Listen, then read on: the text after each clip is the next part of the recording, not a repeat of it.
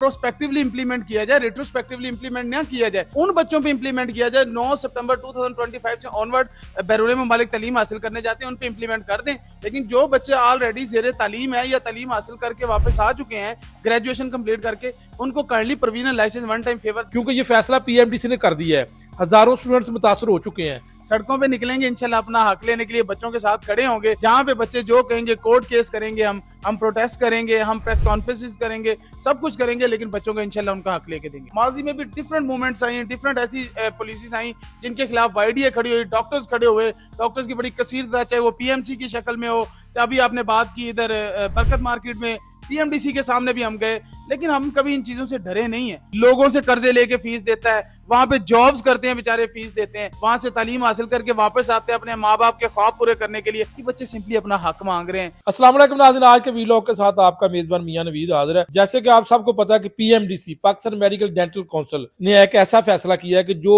ऐसे medical student जो foreign countries में पढ़ते हैं और अपनी डिग्री मुकम्मल कर ली या करने वाले हैं, उनके लिए एक फैसला कर दिया है कि इससे पहले पीएमडीसी का ये रूल था कि जितने भी मेडिकल ग्रेजुएट्स हैं उनको जो है वो आर्जी लाइसेंस जारी कर दिया जाता था। वो अपना इम्तिहान पाकिस्तान में आकर जो एनआरई इम्तिहान वो पास करते थे और हाउस जॉब भी करते रहते थे और इम्तिहान भी पास कर लेते थे। अब पीएमडीसी ने फैसला किया कि नहीं, आर्जी लाइसेंस नहीं देना। जितने भी अप्लाई लोगों ने किया था वो मनसूख कर दिया गया, रिजेक्ट कर दिया गया, फीस वापस दे दी जाएगी। मेडिकल स्टूडेंट्स अब जो है पहले एनआरई इम्तिहान पास करेंगे, उसके बाद उनको लाइसेंस जारी किया जाएगा। यानी कि आर्जी लाइसेंस 1 साल का जो है वो जारी किया जाता है, वो अब मामला खत्म हो गया और इसमें हजारों स्टूडेंट इफेक्ट हो रहे हैं जो पढ़ रहे हैं। इसके ऊपर जो है वो फॉरेन मेडिकल ग्रेजुएट्स की जो तंजीम है एफएमजी, उनके जो प्रेसिडेंट है डॉक्टर रफाकत गुज्जर मेरे साथ मौजूद है। क्योंकि ये फैसला पीएमडीसी ने कर दिया है, हजारों स्टूडेंट्स मुतासर हो चुके हैं, ये क्या करेंगे? डॉक्टर साहब, मैंने इसके ऊपर कोई बात नहीं करनी, सिर्फ आपका क्या लाहेअमल क्या होगा? जो मेडिकल ग्रेजुएट्स फॉरेनर हैं उनके फ्यूचर को क्या बचाएंगे आप? क्या वाकई ये फैसला आप वापस करवाने की अहलियत रखते हैं? इतनी पावर है आप में? मियां साहब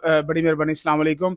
इससे पहले भी 2021 में बच्चों को प्रोविजनल लाइसेंस नहीं दिया जा रहा था। हमारे सीनियर लीडरान डॉक्टर शानुर मलिक, डॉक्टर अनवार ने जाके प्रोटेस्ट किया और बच्चों को प्रोविजनल लाइसेंस मिलना शुरू हो गए थे।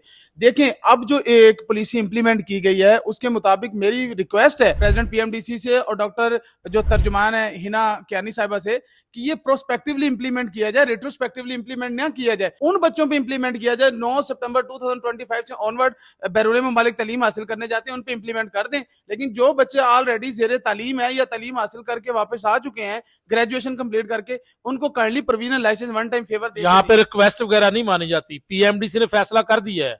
अब आपने क्या करना है आप बताएं? कोई रिक्वेस्ट नहीं मानता। देखिए मियां साहब, सबसे पहले तो हमने टेबल टॉक ही करना है ना। सबसे पहले तो हम रिक्वेस्ट और अपील ही करेंगे, उसके बाद हम अपना लायामल तैयार कर रहे हैं। फर्ज करो नहीं मानते, फिर क्या करेंगे? फिर मियां साहब वही जो हमेशा से वाईडीए करती आई है और हमें वाईडीए से यही सबक मिला है, सड़कों पे निकलेंगे इंशाल्लाह अपना हक लेने के लिए, बच्चों के साथ खड़े होंगे, जहां पे बच्चे जो कहेंगे कोर्ट केस करेंगे, हम प्रोटेस्ट करेंगे, हम प्रेस कॉन्फ्रेंसेस करेंगे, सब कुछ करेंगे, लेकिन बच्चों को इंशाल्लाह उनका हक लेके देंगे। आपको पता है जो एनएलई इम्तिहान था, ध्यान के हवाले से आपने पीएमडीसी के बाहर एक धरना दिया था, आंसू गैस शेलिंग पीटीआई का दौर था, फिर बरकत मार्केट में जो टार्चर हुआ, शेलिंग हुई, तो ये सारी चीजें आपके माइंड में हैं? बिल्कुल मियां साहब, हम जब भी कभी भी अपने लीडरान को देखते हैं या खुद किसी चीज को देखते हैं, किसी मोमेंट में उतरते हैं, तो ये चीजें ऑलरेडी हमारा माइंड क्लियर होता है इन चीजों से कि ये चीजें हमें फेस करना पड़ेंगी। आप हमें देख चुके हैं माजी में भी डिफरेंट मूवमेंट्स आई, डिफरेंट ऐसी पॉलिसीज आई जिनके खिलाफ वाईडीए खड़ी हुई, डॉक्टर्स खड़े हुए, डॉक्टर्स की बड़ी कसीर था, चाहे वो पीएमसी की शक्ल में हो, चाहे अभी आपने बात की इधर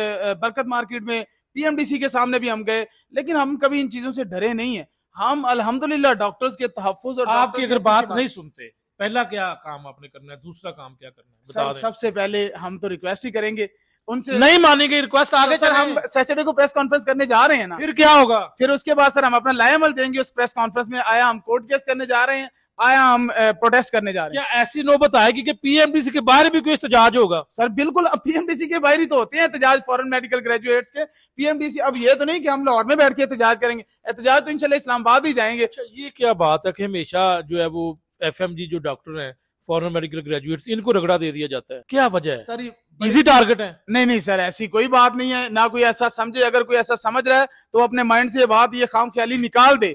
दूसरी बात, बड़ी मासूम सी कम्युनिटी है, जो बेचारे यहाँ से जाके बैरून मुमालिक में तालीम हासिल करते हैं, वहां पे डिफरेंट लैंग्वेजेस के लोगों डॉक्टर से फाकत गुजर मुश्किलात का सामना ये करते हैं। फैमिली MBBS बैकग्राउंड करते हैं। इनकी अगर बात करें तो ये अमीर तरीन स्टूडेंट होंगे सर बिल्कुल या भी कैसे ऐसा होते नहीं हैं, है, हर बंदा या मस्तवस्त तबके सर से? बिल्कुल आपने बड़ी अच्छी बात की मियां साहब। मैं कुछ लोग, हर बंदा बहुत अमीर भी नहीं है, हर बंदा बहुत गरीब भी नहीं है।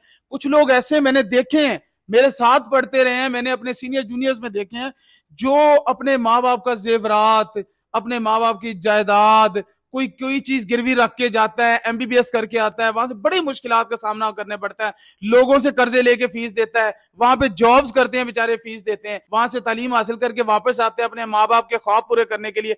ये बच्चे कुछ नहीं मांगते, बड़ी बड़ी कारें नहीं मांगते, लंबी लंबी कारें नहीं मांगते, प्रॉपर्टीज नहीं मांगते, जायदाद नहीं मांगते। ये बच्चे सिंपली अपना हक मांग रहे हैं। वो ये कह रहे हैं हमें प्रोविजनल लाइसेंस दे, हम फ्री सिर्फ फर्क इतना कि आप कहते हैं कि आरजी लाइसेंस दे दें और इम्तिहान पास कर लेगा तो आप उनको रेगुलर लाइसेंस। बिल्कुल। ये जो इन्होंने पॉलिसी इंप्लीमेंट की है, ये कॉन्ट्रैक्टर्स माफिया को लगाम डालने के लिए बहुत जरूरी था। कॉन्ट्रैक्टर्स माफिया एक एक मेडिकल कॉलेज से 2-2 हजार बच्चा ग्रेजुएट करके यहाँ पे भेज रहा था। यहाँ पे डॉक्टर्स को अकोमोडेट ही नहीं किया जा रहा, डॉक्टर्स बेरोजगार हैं सिर्फ इन कॉन्ट्रैक्टर्स माफिया की वजह से। ये बहुत जरूरी था।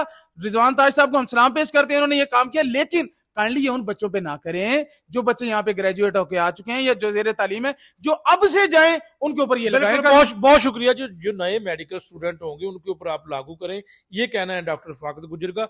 लेकिन एक ऐलान उन्होंने कर दिया कि दमादम मस्त कलंदर पीएमडीसी के बाहर अगर आप बैठते हैं, बात सुनते हैं इनकी तो ठीक है, अदरवाइज उन्होंने कहा जी पहले प्रेस कॉन्फ्रेंस, फिर लाहौर में एहतजाज, अगर नौबत आई तो पीएमडीसी के बाहर भी एहतजाज करेंगे, यानी कि दमादम मस्त कलंदर। और अब ये पीएमडीसी सोच ले क्या करना है। नाज़िर इजाजत चाहता हूँ, फिर हाजिर हूंगा, तब तक के लिए अल्लाह हाफ़िज़।